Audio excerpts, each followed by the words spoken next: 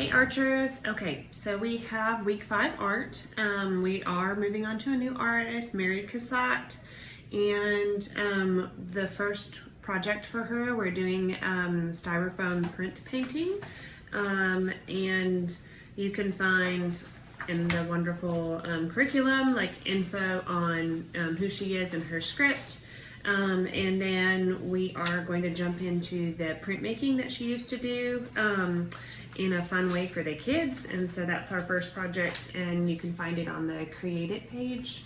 You will need an ink brayer or a roller. I don't have that at home to do the video example on, so they do have those. I know we put them aside at the church to use, so that it'll be a little bit different, but the concept is still the same. You'll need paper. You'll need this foam. It's like a dense foam paper or dense foam plate that when you press in, sometimes like to-go containers at restaurants are made of this foam. These are just plates from the Dollar Tree. So you'll need one of those, and then a pencil, baby wipes, or just, it's going to get messy, so we'll go to bay 1 for that, and an ink tray. I just used a secondary plate of this you will roll, but I just have a big old paintbrush to do this with. And so we will get started, and I'll show you what to do. So you're gonna take the plate, there's like an indented side where you would eat from, flip it over the other side so you have, when we lay it on the paper to stamp or to print with it, it's already pushed out. So you'll flip it over like this and allow the kids to draw a design with their pencil in it.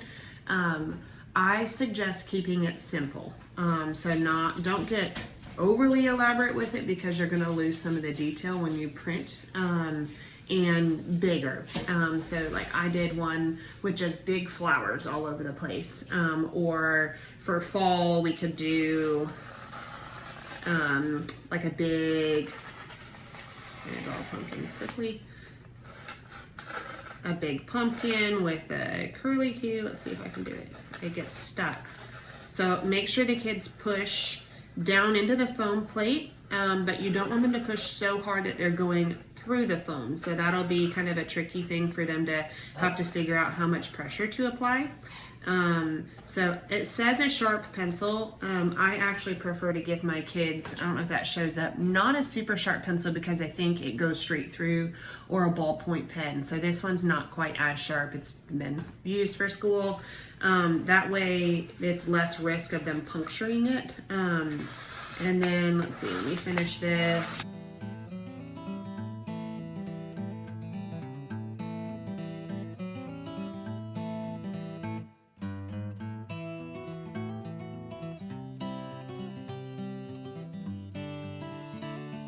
Okay, so I've got this, and it's just a simple pumpkin, and it says Happy Fall.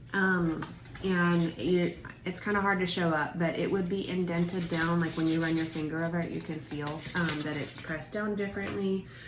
You will then take your ink roller, so the ink will be in your tray, and then you're gonna take your ink roller and you're gonna roll it evenly so it's coated on top of there. I'm gonna use my paintbrush because that's what I got. And then you would roll it evenly over the top of I'm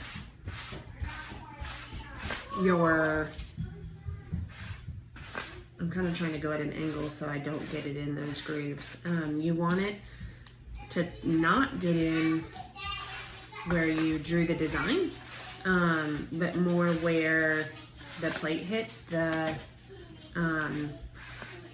where it's not indented. I don't know if that's making sense. So I've got it evenly coated. You can do this 2 ways. You can press the plate down, or you can lay this down and then press the paper on top of it. I have cardstock, it's nice and thick. When you do lay this down, either way, you want to apply even pressure in small circles. We did it one time where we like pressed like this across the paper, and it smeared it, and it wasn't getting the indents. Or my son found that he did little pats throughout, and that worked better as well. So just place it on top of there. We will see how this works. So like little pats or little circles with some pressure. to make sure we're getting the paper. So you could do it that way, or you could flip it over and do it this way. Make sure you get it all evenly, and then you're just gonna kind of peel it off. And so if you write, it's gonna be backwards, but it's, hey, it's forward for you guys. So this says happy fall. Super simple, super easy. The kids, if this is quick for them, you could do multiple ones. I'm going to suggest that we have extra cardstock. Hopefully there's different plates, like extra plates too, and they could do just different designs and practice printing with different designs on different paper, and then they can experiment. Do they like the plate on top? Do they like to put the plate underneath and apply the pressure on top? But then this could be used again. You could roll ink back on top of it and print again.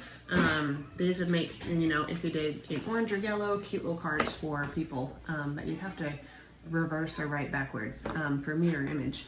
But there is that for week 5 for printmaking, and the QR code with some instructions is there. And then there is this circle challenge printable that'll be there if you want to, if there's extra time in your class. You'll need a pencil and then just some coloring, some markers or crayons.